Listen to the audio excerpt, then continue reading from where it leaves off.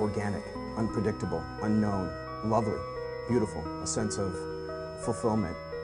This is part of the pleasures of life and not the chores of life. Coming up on Daily Iowan TV, new city official. Iowa City gets its first nighttime mayor. And later, patchwork. See how some UI students try to mend a foreign health issue. We've got the results of the softball team's matchup against Iowa State last night. Thunderstorms are on the way. Find out more in weather. All that and more coming up. Daily Iowan TV starts now.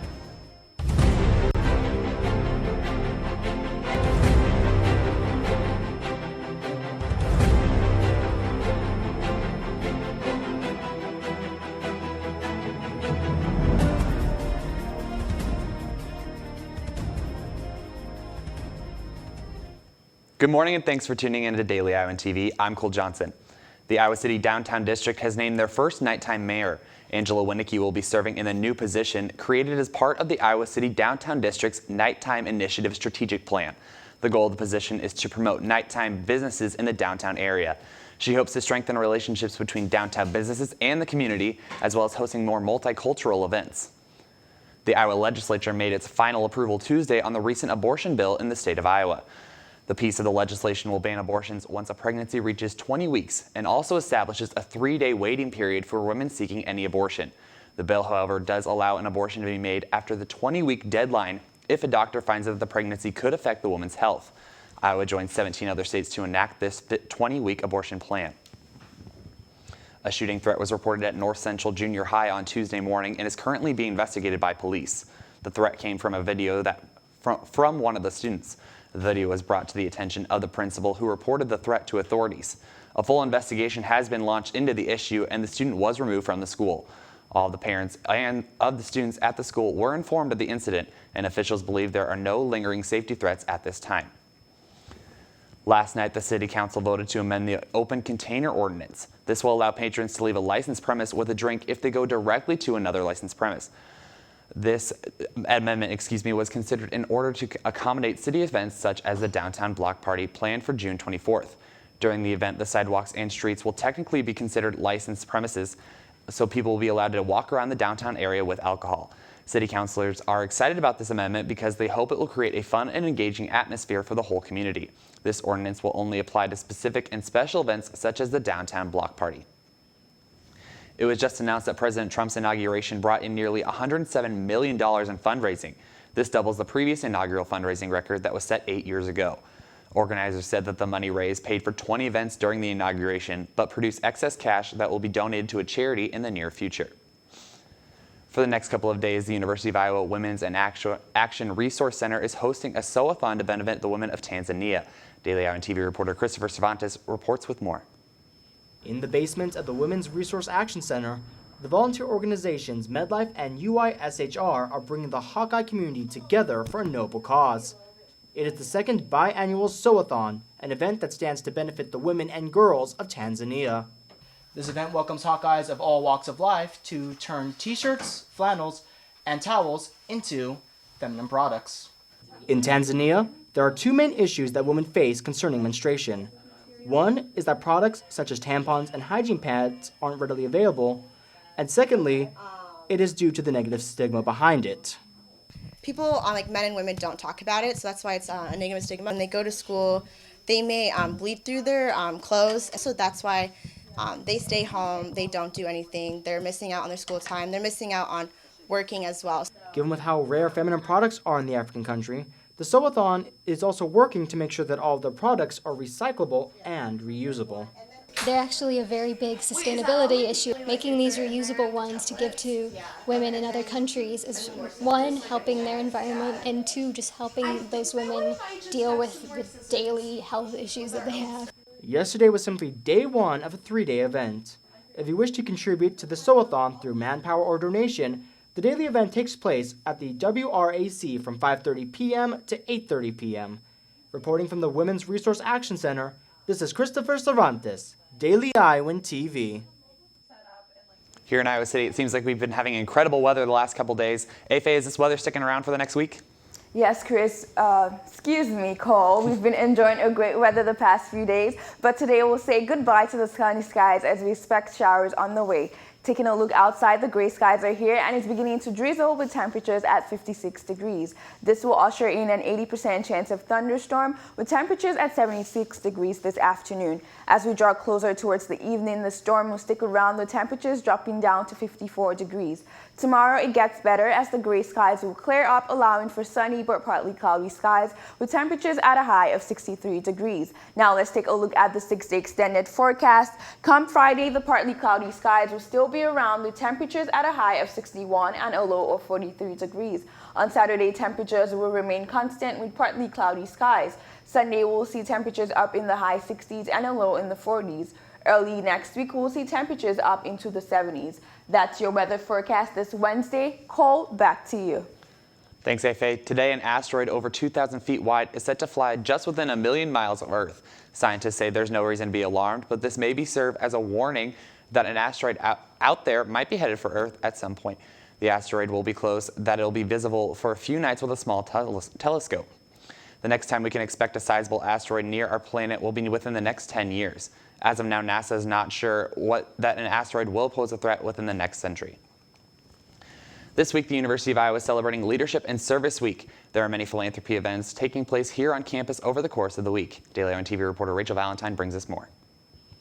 Circle K is an organization here on the University of Iowa campus. Its 3 tenets are fellowship, leadership, and service. Events are held throughout each semester to help people of all ages. Circle K's motto is live to serve, love to serve. And that's just what they're doing this week at the College of Business. Actually, right after I came to college, I went to the student organization fair and I didn't really know what I wanted to be involved in. And Circle K kind of caught my eye because there's just a huge variety in like what we do. We don't really have a specific focus. We help anyone and everyone that's in need in the community. And so that's really what stood out to me. On April 18th, a bake sale was held in the lobby to help children of third world countries go to school and to provide them meals for a whole year.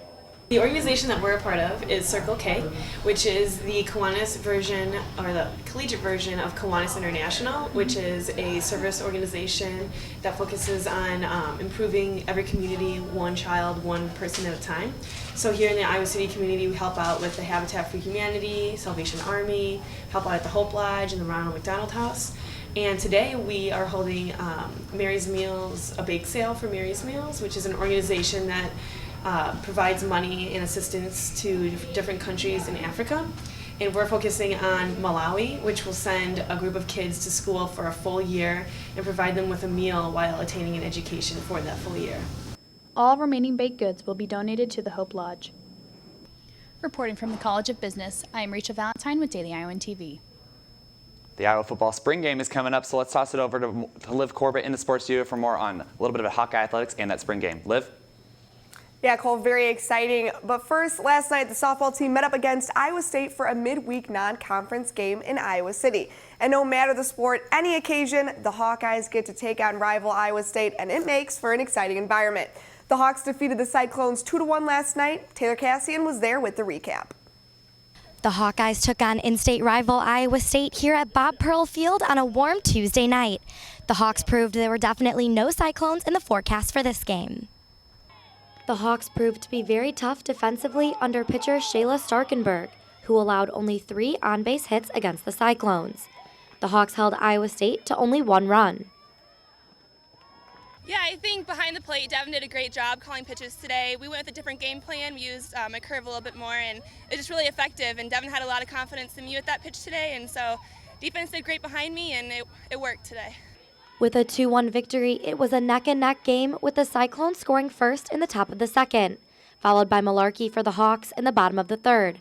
The game remained tied at 1-1 for the remaining innings with a tough defensive battle. The Hawks had a few 1-2-3 out innings, quickly shutting down any scoring attempts from Iowa State. There was not a turning point in the game from either team until the 6th inning. It's always a great feeling to beat the Cyclones. I know the Cy-Hawk series was already won before this, but just to seal the deal was awesome. Haven Montier brought in the winning run in the bottom of the 6th for the Hawks when she was caught in the middle of third base and home, knowing her only 2 options were to either be called out or to score. Luckily, the odds were in her favor. I messed up, but I gotta get out of this as soon as possible, so I just kept running until I got to safely out of bag. As the Hawkeyes said, any day you beat the Cyclones is a great one. The Hawkeyes are looking to prepare for their upcoming series against Big Ten rival Minnesota. Reporting for Iowa Softball, this has been Taylor Cassian, Daily Iowan, TV Sports. With this win, Iowa claimed the Iowa Corn Cyhawks series 19-7. The team will take on Minnesota for a road series this weekend. The baseball team travels to Peoria, Illinois for their midweek matchup tonight against Bradley at 7 p.m. It was announced yesterday that freshman basketball player Kathleen Doyle has been invited to the U19 United States Women's Basketball National Team trials. The trials will be held in Colorado Springs at the United States Olympic Training Center from May 18th to the 21st. During the trials, Doyle will be competing against the top U19 talent in the U.S. for a spot on the 12-member team. The 2017 FIBA U19 World Championship will take place in Italy July 22nd through the 30th.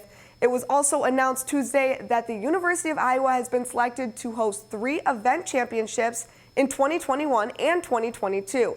The Campus Recreation and Wellness Center will host the 2021 NCAA Men's Swimming and Diving Championships. The Bill and Jim Ashton Cross Country Course will host a 2021 NCAA Regional for men's and women's cross country, and Carver Hawkeye Arena will host a 2022 NCAA Regional in women's gymnastics. On Monday evening, the 4-vs-4 flag football intramural event kicked off with each team hoping to win both of their games. Jacob Senstad has more. Over 25 teams have signed up in the 4v4 intramural flag football tournament going on right behind me in hopes that they can qualify for the tournament round next week. With the 4v4 intramural flag football lasting for 2 weeks, it gives friend groups an opportunity to get together before the end of the semester. Yeah, we actually stick together for most of the intramural sports. I think these guys just about won football last year, but I wasn't with them, so lots of sports, lots of time. While football may seem like a very dangerous sport to a lot of people, the event coordinator ensured that everybody involved would be safe. It is a non-contact sport, and obviously with football involved, people like to go rough. People like to go hard, especially when they played in high school or something like that. But this is technically a non-contact sport, so we preach a lot of things as, if you block with your hands, if you lean your knees out, you stick an arm out or anything like that, you stiff arm, anything like that is a 10-yard penalty. Well, I guess in 4-on-4 football, it's a 5-yard penalty. But we do as many things as possible to limit the amount of contact that's made. For some players, this tournament is only going to be half of the football they play all year. In the fall, they do 7-on-7 flag football. We usually have a pretty good squad for that, so this is kind of like spring training for us for that. So yeah, we like to get a workout in and work on our plays and stuff so we can get ready for that. While none of the guys behind me will be suiting up to play for the Iowa Hawkeyes football team this fall, they did put up quite a fight for the tournament round. Reporting from the Hawkeye Tennis and Recreational Complex, this is Jacob Senstead, Daily Iowan, TV Sports. The team who qualifies for the playoffs will play next week in the championship bracket. Well, Iowa football will be wrapping up its spring season with its spring football game Friday, April 21st here at Kinnick Stadium. The game will feature the offense versus the defense using a scoring system for both sides of the ball that has been used in recent years and will conclude with drills. It will begin at 7 p.m. with gates opening at 6. The game will be broadcasted live on BTN To Go and will be shown on BTN as a tape delayed basis beginning at 8:30 p.m. on Friday. Tune in tomorrow for the results of the baseball team's matchup against Bradley and our final spring football update leading up to the spring game Friday. Cole, back to you. That's all we have for you on this Wednesday edition of Daily Iowan TV. Be sure to check out our website, dailyiowan.com, for full coverage on everything Iowa City and Johnson County. And don't forget to pick up today's copy of the Daily Iowan. Thanks for watching, everybody, and have a great day.